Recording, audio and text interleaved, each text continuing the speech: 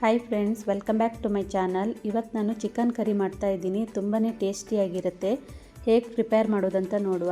ಇಲ್ಲಿ ಒಂದು ಕಡಾಯಿ ತೊಗೊಂಡಿದ್ದೀನಿ. 2 ಸ್ಪೂನ್ ಆಗೋಷ್ಟು ಆಯಿಲ್ ಹಾಕ್ತಾ ಇದ್ದೀನಿ. ಈಗ ಆಯಿಲ್ ಬಿಸಿಯಾದ ಮೇಲೆ 2 ಟೊಮೆಟೊ, 5 ಗ್ರೀನ್ ಚಿಲ್ಲಿ, 1 ಈರುಳ್ಳಿ, ಸ್ವಲ್ಪ ಚಕ್ಕೆ, ಅರ್ಧ ಗಡ್ಡೆ ಬೆಳ್ಳುಳ್ಳಿ, 1 ಸ್ಪೂನ್ ಆಗೋಷ್ಟು ಸೋಂಪು ಮತ್ತು ಕಲ್ಲು ಹೂವು ತೊಗೊಂಡಿದ್ದೀನಿ. ಈಗ ಇದು ಸಾಫ್ಟ್ ಆಗೋ ತನಕ ಫ್ರೈ ಮಾಡಬೇಕು.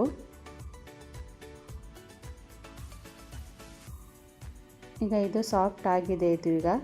ಈಗ ತಣ್ಣಗಾದ ಮೇಲೆ ಮಿಕ್ಸಿ ಜಾರಿಗೆಲ್ಲ ಹಾಕ್ತಾ ಇದ್ದೀನಿ. ಈಗ ಒಂದು ಮಿಕ್ಸಿ ಜಾರ್ ತೊಗೊಂಡಿದ್ದೀನಿ. 1 ಹಿಡಿ ಆಗೋಷ್ಟು ಕೊತ್ತಂಬರಿ ಸೊಪ್ಪು, 1 ಹಿಡಿ ಆಗೋಷ್ಟು ಪುದೀನ ಸೊಪ್ಪು ಇದಕ್ಕೆ ಸೇರಿಸ್ತಾ ಇದ್ದೀನಿ. ಒಂದು ಅರ್ಧ ತೆಂಗಿನಕಾಯಿ ಹಾಕ್ತಾ ಇದ್ದೀನಿ.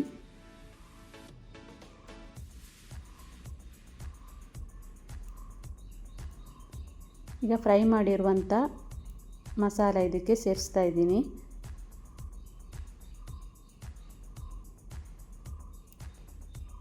ಇದಕ್ಕೆ ಸ್ವಲ್ಪ ನೀರು ಹಾಕಿಬಿಟ್ಟು ನೈಸಾಗಿ ರುಬ್ಕೋಬೇಕಿದು.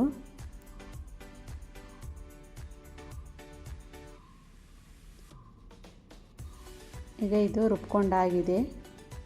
ಈಗ ಒಂದು ಕಡಾಯಿ ಇಟ್ಟಿದ್ದೀನಿ. ಒಂದು 4-5 ಸ್ಪೂನ್ ಆಗೋಷ್ಟು ಆಯಿಲ್ ಹಾಕ್ತಾ ಇದ್ದೀನಿ. ಈಗ ಆಯಿಲ್ ಬಿಸಿಯಾದ ಮೇಲೆ 2 ಈರುಳ್ಳಿ ಹಾಕ್ತಾ ಇದ್ದೀನಿ.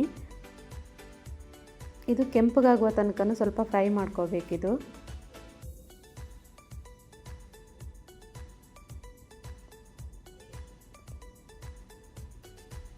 ಈಗ ಈರುಳ್ಳಿ ಫ್ರೈ ಆದ ಮೇಲೆ 2 ಸ್ಪೂನ್ ಆಗುವಷ್ಟು ಶುಂಠಿ ಬೆಳ್ಳುಳ್ಳಿ ಪೇಸ್ಟ್ ಹಾಕ್ತಾ ಇದ್ದೀನಿ.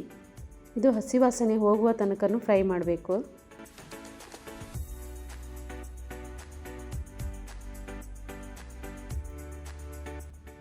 ಈಗ 1 kg ಆಗುವಷ್ಟು ಚಿಕನ್ ತೊಗೊಂಡಿದ್ದೀನಿ. ಚಿಕನ್ ಇದಕ್ಕೆ ಸೇರಿಸ್ತಾ ಇದ್ದೀನಿ. ರುಚಿಗೆ ತಕ್ಕಷ್ಟು ಉಪ್ಪು.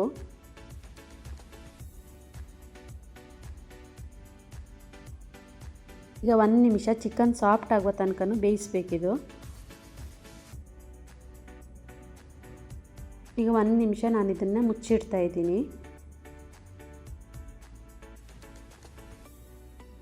ಈಗ ಚಿಕನ್ ಎಲ್ಲ ಚೆನ್ನಾಗಿ ಬೆಂದಿದೆ.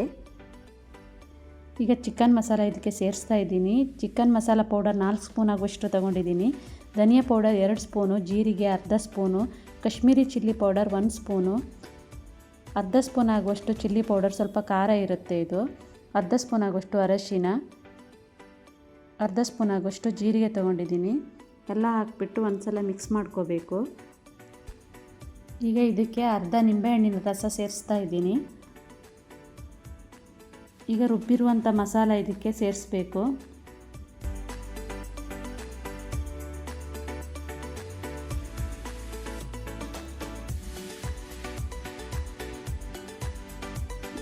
ಅದೇ ಮಿಕ್ಸಿ ಜಾರಿಗೆ ಸ್ವಲ್ಪ ನೀರು ಹಾಕಿಬಿಟ್ಟು ಹಾಕ್ತಾ ಇದ್ದೀನಿ. ಎಷ್ಟು ನೀರು ಬೇಕಂತ ನೋಡ್ಕೊಂಡು ಹಾಕಬೇಕು. ಖಾರನೂ ನಮಗೆ ಎಷ್ಟು ಬೇಕು ಅಂತ ನೋಡಿಕೊಂಡು ಹಾಕಬೇಕು, ಚೆಕ್ ಮಾಡ್ಕೋಬೇಕು. ಈಗ ಒಂದು ಸಲ ಮಿಕ್ಸ್ ಮಾಡಿಬಿಟ್ಟು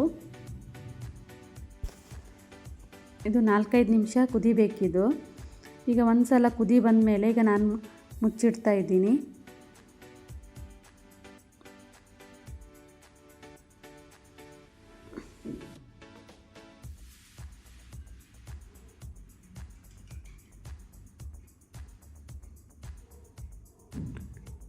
ಈಗ ಚಿಕನ್ ಕರಿ ರೆಡಿಯಾದ ಮೇಲೆ 1 ಸ್ಪೂನ್ ಆಗುವಷ್ಟು ಕಸೂತಿ ಮೆಥಿ ಹಾಕ್ತಾ ಇದ್ದೀನಿ.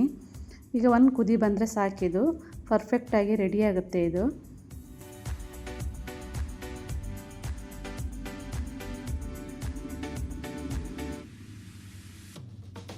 ಈಗ ನೋಡಿ, ಚಿಕನ್ ಕರಿ ರೆಡಿಯಾಗಿದೆ. ಮುದ್ದೆ ಜೊತೆ, ರೈಸ್ ಜೊತೆ ಅಂತೂ ಸೂಪರಾಗಿರುತ್ತೆ. ನೀವೊಂದು ಸಲ ಇದೇ ಥರ ಟ್ರೈ ಮಾಡಿ ನೋಡಿ. ಇವತ್ತಿನ ಈ ಚಿಕನ್ ಕರಿ ರೆಸಿಪಿ ಇಷ್ಟವಾದರೆ ಲೈಕ್ ಮಾಡಿ, ಸಬ್ಸ್ಕ್ರೈಬ್ ಮಾಡಿ, ಫ್ಯಾಮಿಲಿ ಫ್ರೆಂಡ್ ಜೊತೆ ಶೇರ್ ಮಾಡಿ. Thank you for watching.